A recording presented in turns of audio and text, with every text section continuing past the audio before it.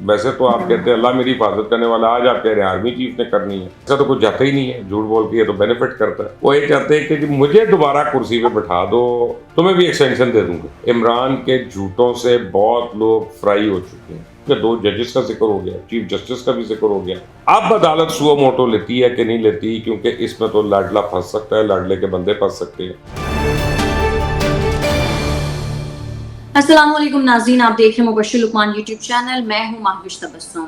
नाज़रीन, supreme court ने elections करवाने का हुक्म दिया था और अब इलेक्शन कमीशन ने तो साफ तौर पे कह दिया है कि वो सुप्रीम कोर्ट के हुक्म के मुताबिक जल्द इलेक्शंस करवाएंगे। और जल्द इलेक्शंस के हवाले से कहा जा रहा है कि 30 अप्रैल से 7 मई के दरमियान इलेक्शंस होंगे। उसके बाद सदर आरिफ अलवी साहब ने पंजाब में 30 अप्रैल को इलेक्शंस करवाने का ऐलान किया है और ज़ाहिर है गवर्नर खैबर पख्तूनख्वा भी इस हवाले से जल्द कोई ऐलान कर देंगे।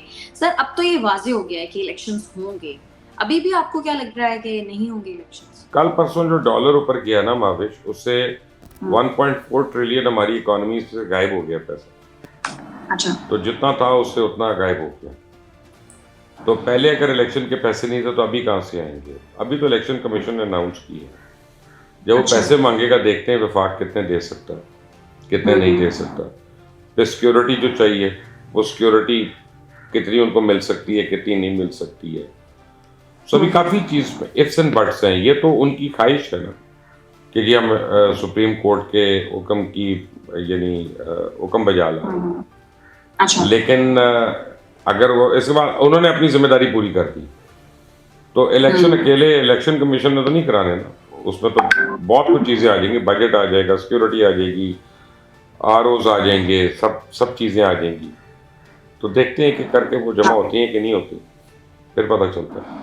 यानी आपको अभी भी लग रहा है कि इलेक्शंस नहीं हों? मुझे फ्रैंकली मैं कन्विंस नहीं हूँ, let's put it this way. अच्छा। अगर हो जाए तो ठीक है, अच्छी बात है।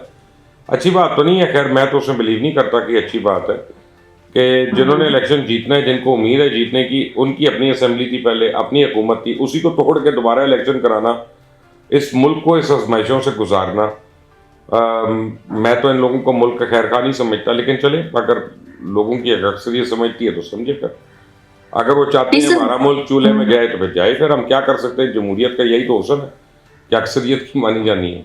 नहीं सर, वो तो वैसे मशवरा दे रहे हैं कि पूरे मुल्क में आम इंतखाबात करवा दिए जाएं ताकि एक ही दफा सारा खर्चा हो जाए। खान साहब कह रहे हैं खर्चा कम होगा अगर आम नहीं, खान साहब की ख्वाहिशें ऐसी हैं, बिल्ली के ख्वाब में छिछड़े जो हैं, वो हर चीज़ उनकी ख्वाहिश के मुताबिक तो नहीं होने कहते, तो वो बहुत कुछ है, दूसरे दिन उससे मुकर भी जाते हैं, तीसरे दिन फिर कोई बात कह देते हैं। अब देखें ना, अभी आपने एक सवाल, मुझे पता है आज आपने पूछना है, आपके पास जो सवाल लिखे हुए हैं मुझे आइडिया है उनका।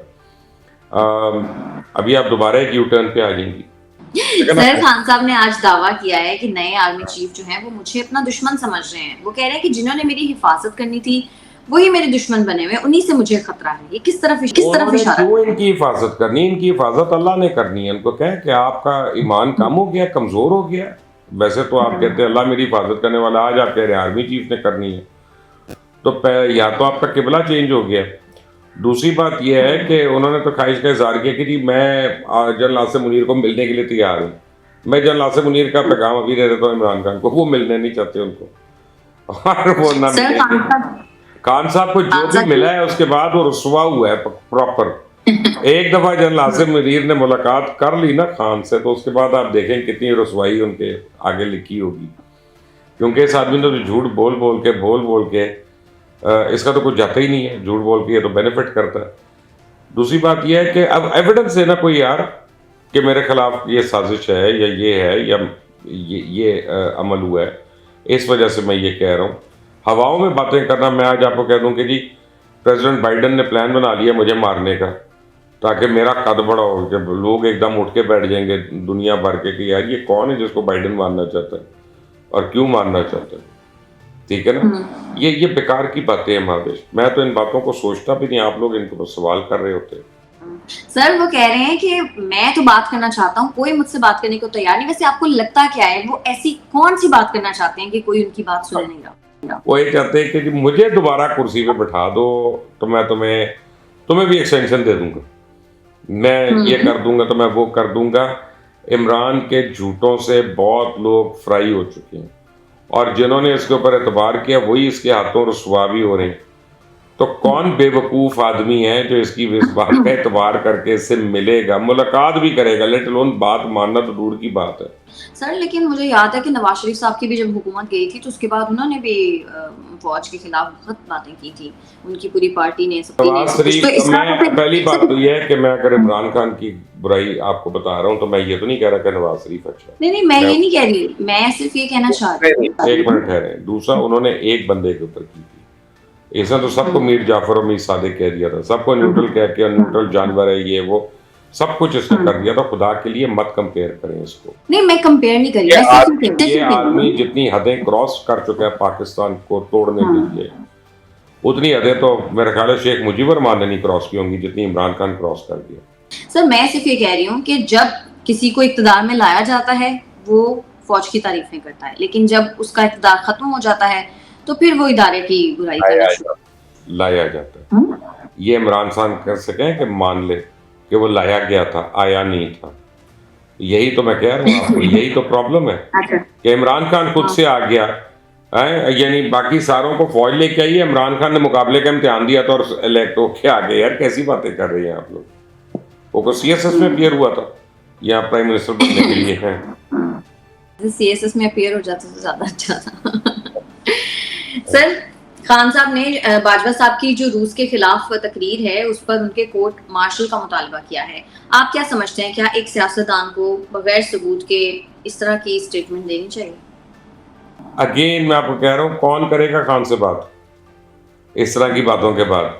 वो एक ही जुमले में, दो जुमलों में इतनी तजाद की बातें कर जाता है शख्स, क्योंकि उसको एहसास ही नहीं होता वो बात क्या कर रहा है, बोल क्या रहा है, और उसके कॉल ऑफ फेल का इतना तजाद है। और रशिया के खिलाफ कोई बात नहीं की है जनरल बाजवा ने, और कोई ऐसी बात नहीं है कि जिसके ऊपर कोई आप समझें कि ऑफेंस लिया जाए। खान एक और चीज़ को ट्राई कर रहा है। खान ये चाह रहा है कि मैं इदारों को अपने ही चीफ्स के खिलाफ कर दूं।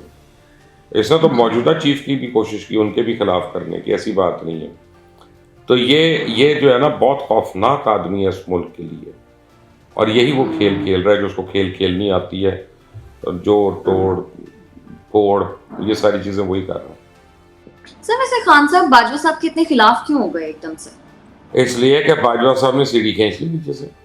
उनका जाओ बेटा, आप खुद से तैरो, आप खुद से दीवारें टापना, तुम किसी की इज्जत कर नहीं सकते, किसी से मिल नहीं सकते, कोई हुकूमत कर नहीं सकते, करप्शन में तुम्हारा कोई सानी नहीं है, बीवी तुम्हारी बैठ के अपना पता नहीं क्या क्या पढ़ती है तस्वीरों पे अपनी, और तुम उन चक्करों से वो कर रहे हो।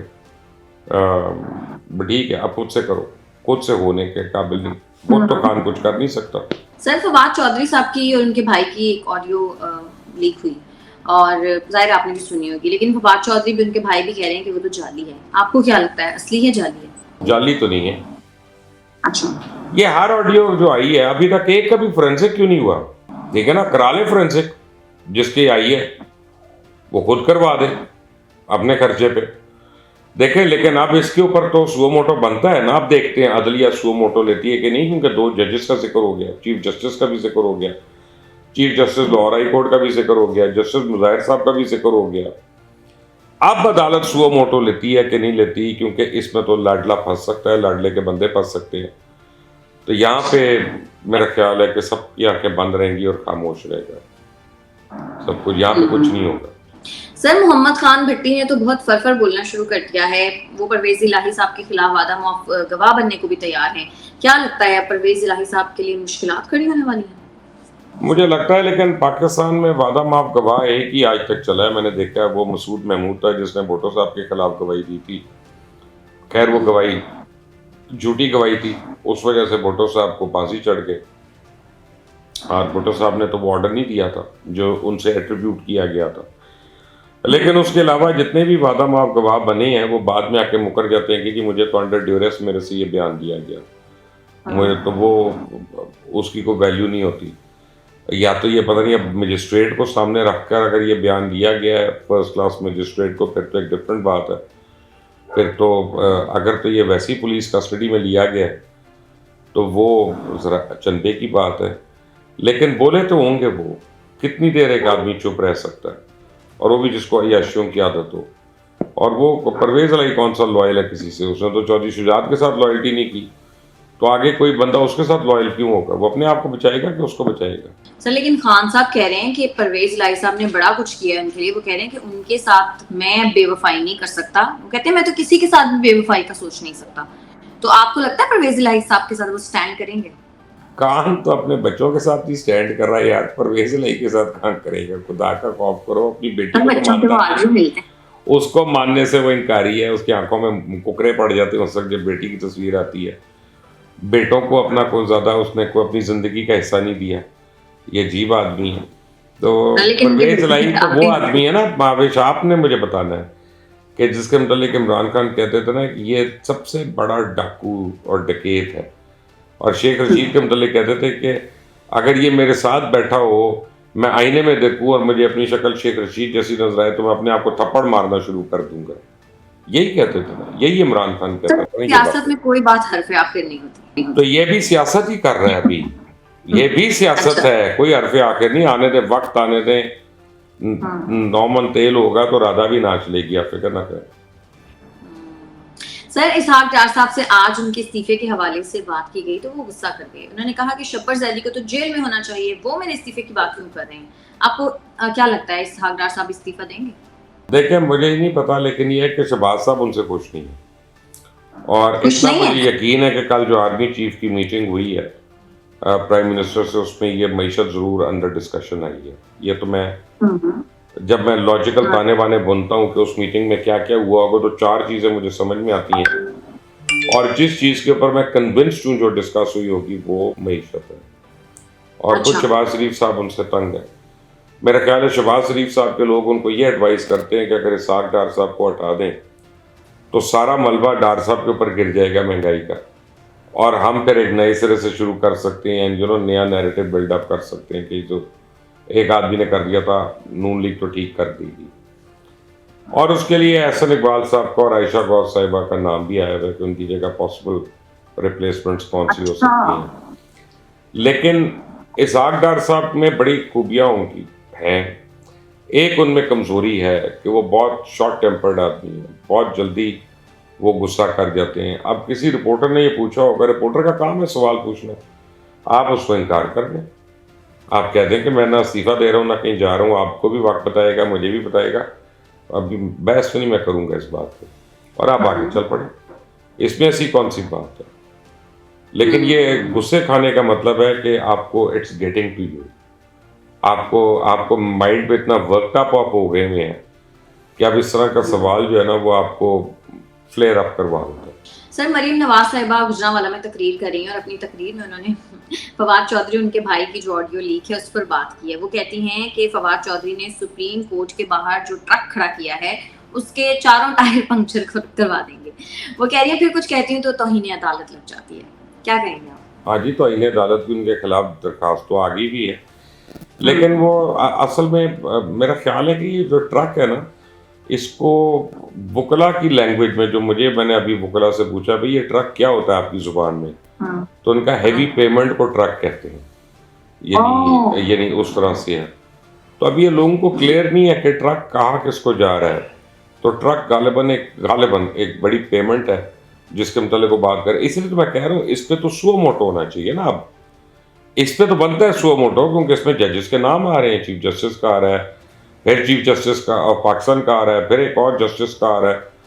तो इस ऑडियो का तो जरूर फोरेंसिक भी होना चाहिए। 2015 से लेकर अब तक 25,240 पाकिस्तानियों ने अपनी शहरियत जो है वो तर्क कर दी। इनमें ज्यादातर जो है वो नौजवान हैं। सर क्यों लोग जो है वो पाकिस्तान छोड़ने की बजाय पाकिस्तान की जो शहरियत है वही खत्म करें, पाकिस्तान का नाम ही अपने आप से मतलब हटा रहे हैं? देखिए, आप जब किसी मुल्क के शहरी होते हैं ना, तो एक सोशल कॉन्ट्रैक्ट होता है कि आपको वो मुल्क की शहरियत में फ़ायदा क्या है।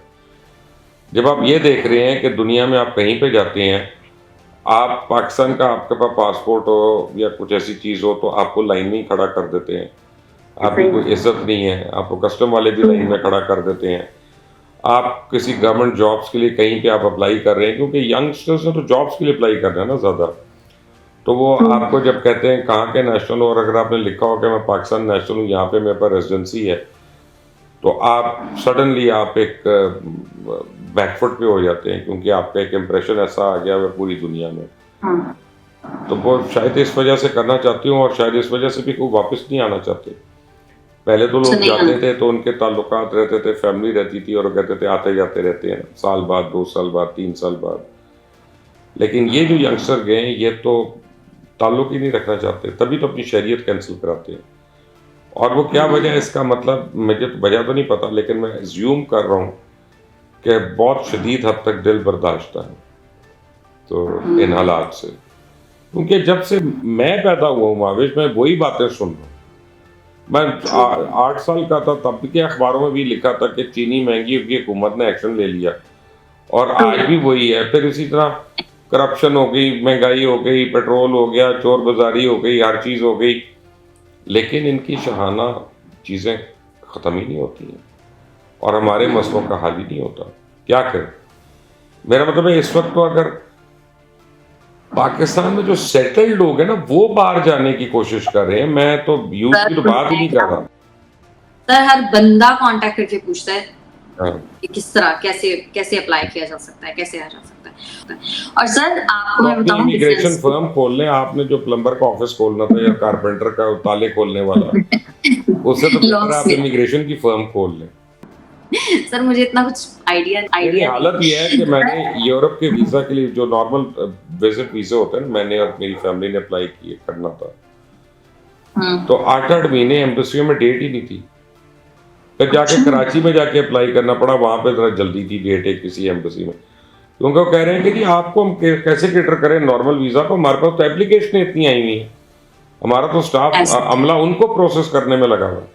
सर बहुत डिफरेंस है चीजों में। यहाँ पर हम लोग जहाँ से ग्रोसरी करते हैं, वहां पर आप, ये गोरों का मुल्क है, गोरों का स्टोर है, और वहाँ पे रमजान के नाम से मतलब एक पूरा उस बनाया है उन्होंने एक स्टॉल, और वहाँ पे तमाम चीजों के ऊपर उन्होंने ऑफ लगा दिया। नहीं, आप फिक्र ना करें, रमजान के नाम पे हम सारे 2 नंबरी करेंगे यहाँ पे।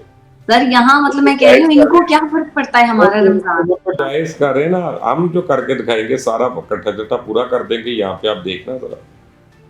अफ्तारी से पहले ग्रीस में भी पकौड़े बना देंगे हम तो।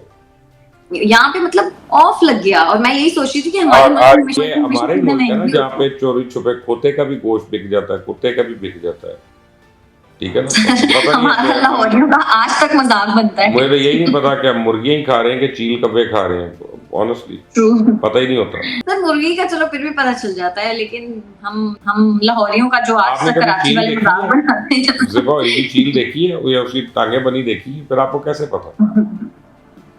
सही है सर। ठीक है मुबश्शिर साहब, बहुत शुक्रिया आपका। नाज़रीन, आज के प्रोग्राम से इतना ही। अगर आपको हमारी वीडियो पसंद आती है तो चैनल को करें लाइक, सब्सक्राइब और शेयर, और अपनी कीमती राय से हमें जरूर आगाह कीजिएगा। हमें इजाजत दें। अल्लाह हाफ़िज़।